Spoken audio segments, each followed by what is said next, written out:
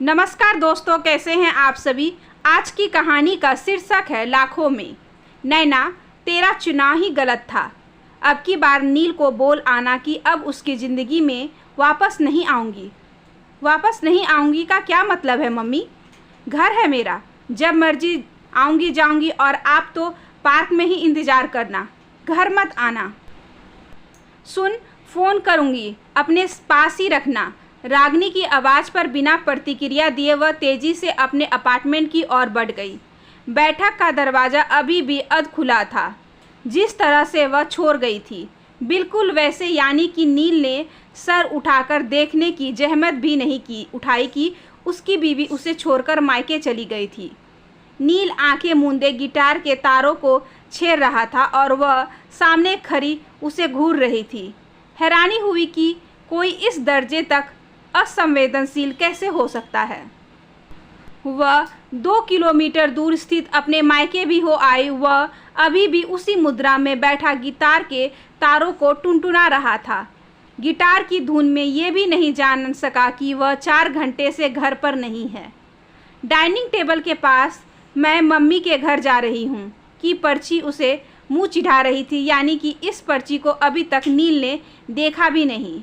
नैना ने पर्ची निकालकर उसके टुकड़े कर दिए, फिर ग्लास में पानी भरकर पिया और ग्लास जोर से टेबल पर पटक दिया। आवाज़ सुनकर गिटार पर फिरती उंगलियां रुक गई। आंखें खोलकर उसने नैना को देखा और बड़े इत्मीनान से बोला, चाय लाओ, थक गया हूँ। बदन अकड़ सा गया है। उसने अंगड़ाई ली। अपना मोबाइल डाइनिंग टेबल पर छोड़कर नैना दंदनाती हुई बेडरूम में चली गई। बाहर से आकर अपना मोबाइल डाइनिंग टेबल पर छोड़ना उसकी आदत में शुमार था। नैना ने झटके से अपना वार्डरोब खोला, एक सरसरी नज़र डालकर पट बंद करके वहीं बैठ गई। दिल धड़का तो वह तो नील को छोड़कर मम्मी के घर जाने के लिए कपड़े लेने आई है। इन सब से बेखबर वो गिटार की धुन में खोया हुआ है। सोच के तो आई थी कि अपना सामान पैक करके उसके मुंह पर सीधा बोलूँगी, लो जा रही हूँ मायके। अब तुम गिटार के साथ फुर्सत से दिल बहलाओ। पर यहाँ आकर महसूस हुआ कि परले दर्जे के लापरवाह के ऊपर पूरा घर कैसे छोड़ जाएं। वह तो गिटार में डूब जाएगा और चोर घर साफ कर जाएंगे। नैना, मम्मी जी का फ़ोन आ रहा है। नील की आवाज़ से वह चौंकी। वह उसका मोबाइल लिए खड़ा था। नैना ने जैसे ही फ़ोन पर हेलो कहा, रागिनी की उत्तेजना भरी आवाज़ आई, सुन, इस बार उसकी भोली शक्ल पर तरस मत खाना। गलती सुधारने का मौका मिल रहा है तो उसे गंवाना ठीक नहीं। मम्मी, मैं आपको बाद में फ़ोन करती हूँ। अचरज हुआ कि उसकी मम्मी उसका घर तुड़वाने में इतनी हड़बड़ी क्यों कर रही है, और ये गलती सुधारने की क्या बात कर रही है। कहीं उसकी शादी तुड़वाकर अपनी सहेली के देवर के बेटे से करने की तो नहीं सोच रही है। हे ईश्वर, उसकी मम्मी नील की फिल्मी खुरस सांस निकली। उसने अपना सर पकड़ लिया। नील उसे यूं परेशान देखकर उसके करीब बैठ गया। फिर उसका हाथ सहलाते हुए कहने लगा, क्या हुआ, मम्मी का फ़ोन क्यों आया था? वहाँ सब ठीक तो है ना? हाँ, सब ठीक है। तुम जाओ और गिटार बजाओ। यह सुनकर वह उसके करीब बैठ गया और उसके हाथों को सहलाते हुए बोला, मैं जानता हूँ कि इन दिनों मैं तुम्हें ज़रा भी समय नहीं दे पाया, पर यकीन मानो इस बार कुछ ऐसा बजाना चाहता हूँ जो लोगों के मन को छू जाए। कल का दिन बहुत ख़ास है। कल मेरे गिटार में मिस्टर थॉमस को इम्प्रेस किया है।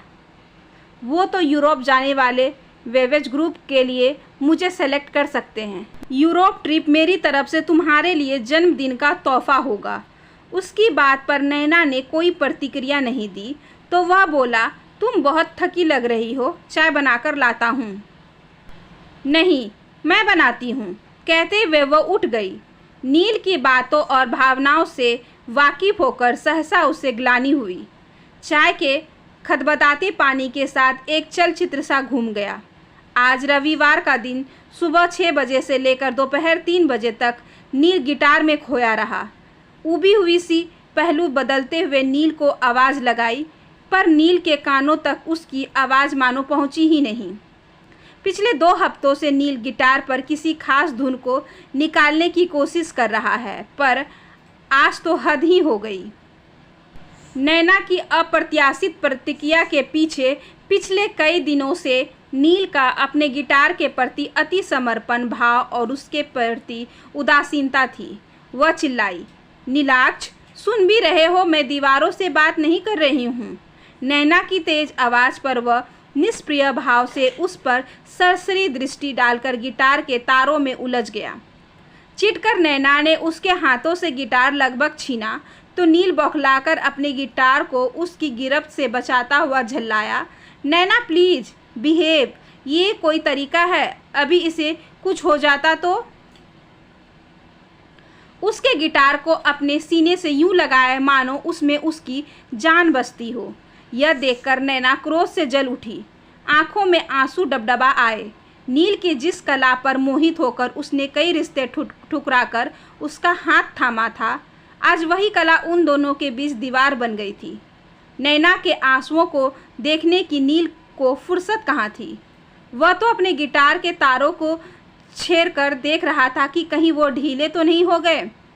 गिटार के प्रति नैना का शत्रु भाव देखकर वह हैरानी और तनावग्रस्त भाव लिए बैठक में चला आया और कानों में एयर प्लग लगाकर आंखें मूंदे गिटार की धुन में फिर खो गया।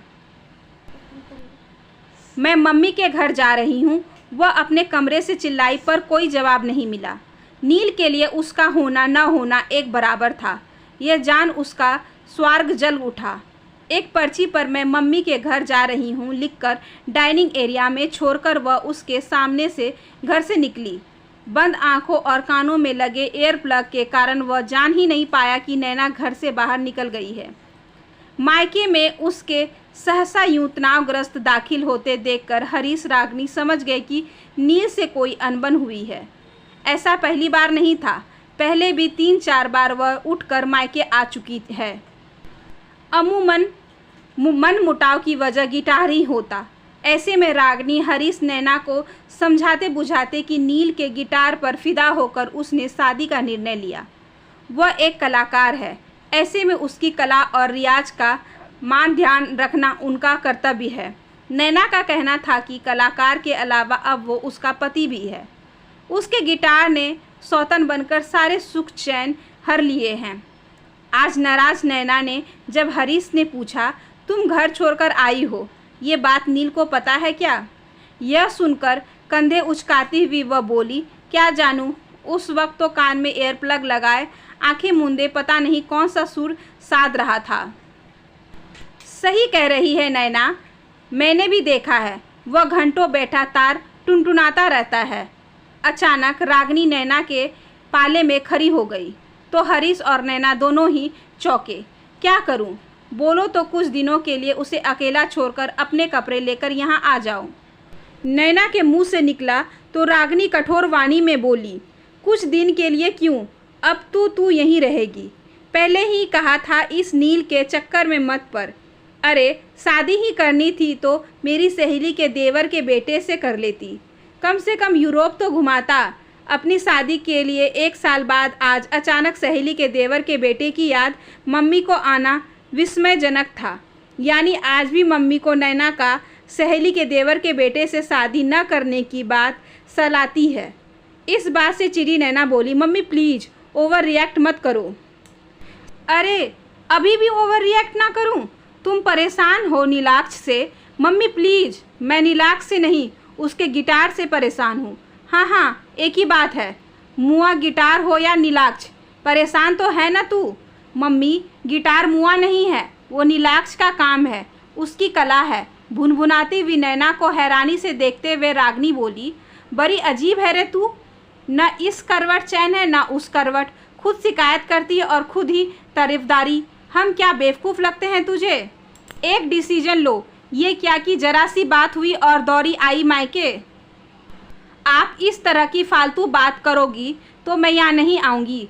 मायका है, अपना हक समझती हूँ इसलिए चली आती हूँ। मुझे लगता था आप लोग मुझे समझोगे। अरे तो मैं समझ रही हूँ, तभी तो उसका कमबख्त को गलिया दे रही हूँ। थोड़ा तो लिहाज करो, दामाद है नीलाक्ष तुम्हारे। मैं घर जाकर अपने कपड़े ले आऊँ, पर उससे पहले घर का कुछ इंतजाम भी करना होगा। वो तो इतना लापरवाह है कि उसे खुद का भी होश नहीं रहता। घर क्या खाक संभालेगा? सब संभालेगा, क्यों नहीं संभालेगा। अब उसकी चिंता छोड़कर आगे की सोच। हम भी चलते हैं साथ। रागिनी के कहने पर नैना एकदम बिद कर बोली, नहीं आप बिल्कुल नहीं चलेंगी और नील से तो कुछ भी नहीं कहेंगी। ठीक है, नहीं कहूँगी, पर साथ चलूँगी। मैं नीचे पार्क में इंतज़ार करूँगी, तुम अपने कपड़े ले आना। रागिनी की जिद भरी योजना और व्यवहार से हरीश नाखुश थे। बेटी को समझा बुझाकर घर भेजने की जगह आग में घी डालने की चेष्टा उन्हें बिल्कुल पसंद नहीं आई। लेकिन रागिनी पर तो आज जैसे कोई भूत सवार था, नील से उसे अलग करने का भूत। मोबाइल की घंटी से फिर विचार बाधित हुए। रागिनी का नंबर देखकर उसने संभलते हुए कहा, हेलो मम्मी, मैं घर से बाहर थी। यह बात नील को पता ही नहीं चली। वो बेचारा सुबह से रियाज कर रहा है। कल एक कॉन्सर्ट है, इसलिए आज मैं उसे कोई झटका नहीं देना चाहती हूँ। उसकी परफॉर्मेंस बिगड़ जाएगी। इस पर रागिनी तेज स्वर में बोली, बिगड़ती है तो बिगड़ने दे। और हाँ, उसका दिमाग कहाँ रहता है? बीवी 3 घंटे से घर में नहीं थी और उसे पता ही नहीं चला। किस दुनिया में रहता है नील? ओफो मम्मी, आप क्या जानो आर्टिस्ट क्या होता है, सुर साधना किसे कहते हैं। पिछले 1 हफ्ते से उसने ढंग से कुछ खाया पिया भी नहीं है। सब मेरी गलती है, मुझे ही घर छोड़कर करने की जल्दबाजी नहीं करनी चाहिए। उसे भुनभुनाते हुए फ़ोन काट दिया। रागिनी को अकेले ही घर आया देख हरीश अपनी प्रसन्नता छिपा नहीं पाए। अरे नैना नहीं आई, वहाँ सब ठीक तो है ना? यह सुनकर रागिनी शांत भाव से बोली, उम्मीद तो है सब ठीक हो जाएगा और तुम्हारी अधैर्य बेटी को कुछ सद्बुद्धि आएगी। वैसे भी उसे कब यहाँ आना था? वो तो बस ये चाहती थी कि वे नील को बुरा भला कहे और हम नील को भला कहकर उसके चुनाव पर सही की मोहर लगाकर उसे आत्मसंतुष्टि पहुँचाए। हरीश रागिनी के खुलासे पर हैरान थे। जानते हो हरीश, नैना के जाने के बाद नील ने उसकी लिखी पर्ची पढ़ ली थी।